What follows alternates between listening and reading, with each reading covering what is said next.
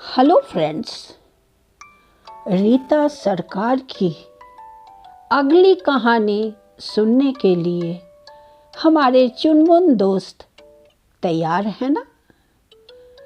आज की कहानी थोड़ा सा वास्तविकता से हटकर है, अतः ध्यान लगाकर सुनेंगे और उसे अपने मित्रों के मध्य अवश्य शेयर करेंगे। अपनी सीट बेल्ट बांध लीजिए और तैयार हो जाइए कहानी सुनने के लिए। रीता सरकार की अगली प्रस्तुति ब्रह्मदैत्य तथा झगड़ालू ब्राह्मणी। बरगद के पेड़ पर एक ब्रह्मदैत्य रहता था। उस पेड़ के नीचे एक ब्राह्मण परिवार निवास करता था। उन पर ब्रह्मदैत्य की असीम कृपा थी, क्योंकि वह उसी परिवार का सदस्य था जो कि आत्महत्या करने के बाद भूत बनकर उस पेड़ पर रहता था। वह ईंटा, पत्थर, हड्डी, गोबर, बीज तथा अन्य गंदगी उनके घर में फेंकता, साथ ही अद्भुत आवाज करता हुआ विकराल रूप धारण कर उनको डराता था। उसकी इस कृपा दृष्टि से कुछ ही दिनों में उस परिवार की आर्थिक अवस्था बिगड़ने लगी और जनसंख्या भी कम होने लगी और भूतों की संख्या बढ़ने लगी। आतंक के कारण लोग मरने लगे। अंत में केवल एक बुद्धू लड़का जीवित बच गया। उसे पागल और बुद्धू जानकर भूत ने उसे अपनी कृपा से वंचित कर दिया। इसका अर्थ क्या है? भूत भी बुद्धिमान व्यक्ति की तलाश करता है। कुछ दिनों बाद गांव वालों ने आपस में परामर्श किया कि हम सबों को मिलकर इस बुद्धू लड़के का विवाह कर देना चाहिए। अतः गांव के ही एक कन्या के साथ उसका विवाह कर दिया गया। लड़की बहुत ही झगड़ालू स्वभाव की थी, इसलिए उसकी शादी नहीं हो रही थी। पंचों ने मिलकर लड़की की शादी तो करवा दिया, परंतु उनकी गृहस्थी कैसे चलेगी, इसकी चिंता किसी ने नहीं की। इतने दिनों तक वह लड़का भीख मांगकर अपना पेट भरता था, परंतु पत्नी के आ जाने पर उसका बोझ बढ़ गया। इस बात की चिंता उसे खाए जा रहा था। अकेले पेट पालना तो फिर भी भीख मांगकर हो सकता है, परंतु पत्नी के साथ? घर में कदम रखकर ही पत्नी ने उस लड़के को एक थप्पड़ लगाया और कहा, घर से निकल जाओ और कुछ कमा कर लाओ। बेचारा पुनः घर घर भीख मांगने के लिए पहुंचा।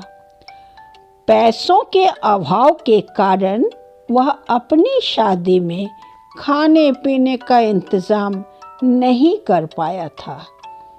इस बात से गांव वाले बहुत नाराज थे, अतः उसे किसी ने भीख नहीं दिया। शाम को थक हार कर वापस घर लौट आया। उसे देखते ही गुस्से से भरी ब्राह्मणी चिल्लाने लगी, दिन भर कहाँ थे? क्या लाए हो मेरे लिए? खाली हाथ लौटा देखकर वह लाल पीला होने लगी। उसने अपने पति के सर से पगड़ी उतारकर उसी बरगद के पेड़ पर फेंक दिया और झाड़ू लेकर पति की पिटाई करने लगी। आगे क्या होता है? चीखता चिल्लाता बेचारा घर से भाग गया। इस पर भी उसकी पत्नी का क्रोध शांत नहीं हुआ और वह दौड़कर उस बरगद के पास पहुंची। अपने पति के पगड़ी को उतारने के लिए वो झाड़ू से बरगद को ही पीटने लगी।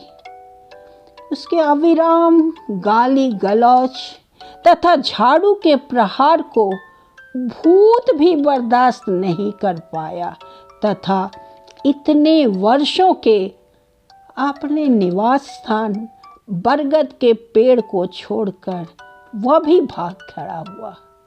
झगड़ालू पत्नी ने उस व्यक्ति को तो भगाया ही, भूत को भी घर से भगा दिया। भागते भागते गांव से बाहर जाकर बेचारा बेवकूफ ब्राह्मण सोचने लगा, पत्नी के जीवित रहते मैं घर नहीं लौटूंगा। ठीक उसी समय हवा के साथ घूमते फिरते भूत भी वहीं पहुंचा। इतने दिनों तक बुद्धू जानकर भूत उस लड़के से नहीं मिला था। अब अपने दुख से दुखी होकर वह स्वयं उस लड़के से बोला, राम राम भैया, क्या तुम मुझे पहचानते हो? मैं तुम्हारा पड़ोसी भूत हूँ।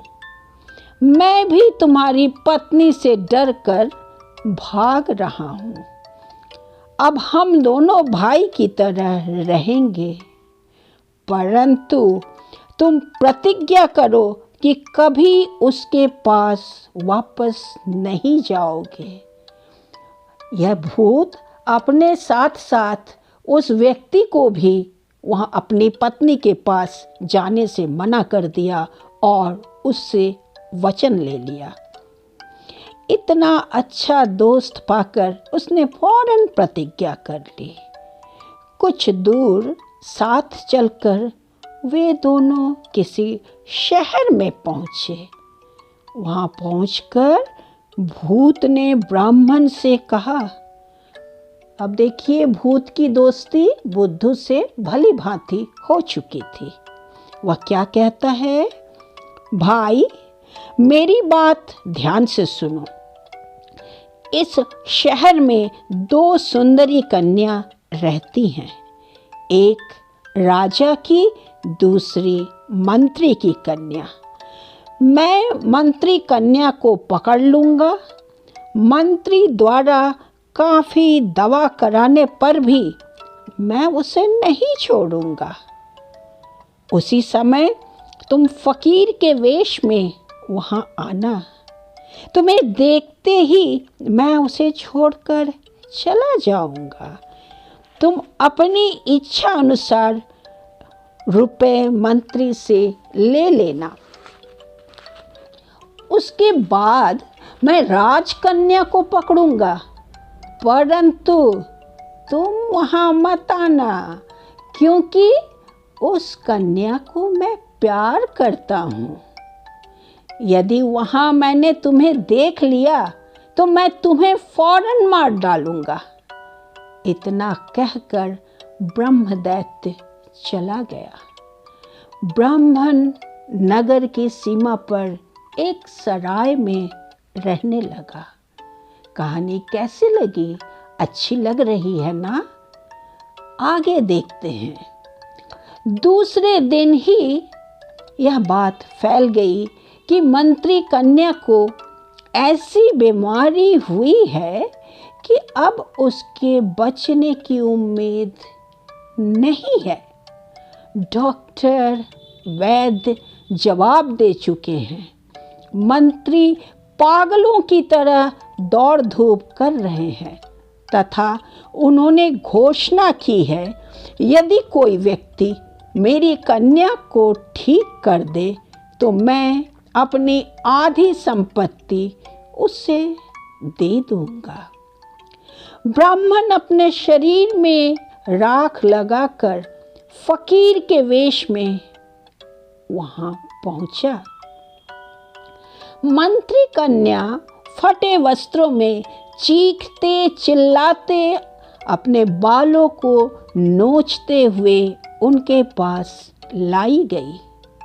उसे देखते ही ब्राह्मण गंभीर स्वर में कहने लगा, भूत प्रेत पिशाच दाना, छू मंतर सब निकल जाना, मानो मानो शिव जी का कहना। इस प्रकार ब्राह्मण जोर जोर से अर्थहीन मंत्रों का जाप करने लगा। थोड़ी देर बाद भूत भयभीत होने का अभिनय करते हुए बोला, प्रभु अब मैं जा रहा हूँ, अब मैं बिल्कुल जा रहा हूँ। ब्राह्मण ने उससे कहा, तुम्हारे जाने का कोई प्रमाण अवश्य छोड़ जाओ, ताकि हम विश्वास कर सकें कि तुम चले गए हो। भूत ने बताया, यह सामने जो पेड़ खड़ा है वह गिर पड़ेगा, यही मेरे जाने का प्रमाण है। कुछ देर बाद पेड़ अपने आप गिर पड़ा और मंत्री कन्या स्वस्थ हो गई। यह खबर पूरे शहर में फैल गई। सब लोग ब्राह्मण का बहुत आदर सम्मान करने लगे। मंत्री अपने वादे के अनुसार ब्राह्मण को अपनी संपत्ति का आधा हिस्सा दे दिया। ब्राह्मण बड़े सुख शांति से रहने लगा। कुछ दिन पश्चात ब्रह्मदैत्य राजकन्या को पकड़ लिया। कन्या बहुत बीमार रहने लगी। ब्राह्मण की ख्याति राजमहल तक पहुंची। राजा ने दूत भेजकर उसे तुरंत हाजिर होने के लिए आदेश दिया। परंतु बच्चों, आपको याद है ना, ब्रह्मदैत्य ने कहा था कि राजकन्या को ठीक करने के लिए मत जाना, अगर जाओगे तो मैं तुम्हें ही मार डालूंगा। अब देखिए वो तो क्या कर पा रहा है। शर्त को याद करते हुए ब्राह्मण राजमहल जाने से इनकार करता रहा। उसे मान, सम्मान, उपाधि, रुपए आदि का लोभ दिखाया गया, फिर भी वह राजी नहीं हुआ। राजा को बहुत क्रोध आ गया और उन्होंने जल्लाद से कहा, जाकर ब्राह्मण को पकड़ लाओ। यदि वह मना करे तो उसका सर धड़ से अलग कर दो। बाध्य होकर ब्राह्मण को राजमहल पहुंचना पड़ा। उसे देखते ही भूत क्रोध से पागल हो गया और बोला, अरे मूर्ख ब्राह्मण, क्या तुम अपनी प्रतिज्ञा भूल गए? तुम यहाँ कैसे चले आए? अब तुम्हारी आयु समाप्त हो चुकी है, अब मरने के लिए तैयार हो जाओ। ब्राह्मण ने कहा, भाई भूत, मैं तुम्हें तंग करने के उद्देश्य से यहाँ नहीं आया हूँ, बल्कि एक भयानक सूचना है जो कि मैं केवल तुम्हारे कानों में ही कह सकता हूँ। इसके बाद वह राजकन्या के कानों में कहने लगा, हाय भूत भाई, तुम मेरे दोस्त तथा अभिभावक हो। तुम्हारी छत्र छाया में हमारे वंशज निवास करते थे। तुम्हारे आशीर्वाद से आज मैं सुख शांति से जीवन व्यतीत कर रहा हूँ। लेकिन हाय राम, अब हमें इस जगह को छोड़कर कहीं और जाना पड़ेगा, क्योंकि वो यहाँ आ रही है। वही झगड़ालू औरत राजमहल के द्वार पर पहुंच चुकी है, थोड़ी ही देर में अंदर आ जाएगी। इतना कहकर ब्राह्मण जोर जोर से रोने लगा। उसकी बातें सुनकर ब्रह्मदैत्य भी चिल्लाने लगा, बाप रे, वो यहाँ भी आ गई। अब मैं फौरन यहाँ से भागता हूँ। कमरे के दरवाजे खिड़कियों को तोड़कर वह भाग गया। राजकन्या पूरी तरह स्वस्थ हो गई। राजा ने अपनी कन्या का विवाह ब्राह्मण से कर दिया। राजा की मृत्यु के पश्चात उनकी सारी संपत्ति तथा राजकन्या के साथ ब्राह्मण सुख शांति से रहने लगा। कैसी लगी कहानी? डरे तो नहीं ना? धन्यवाद।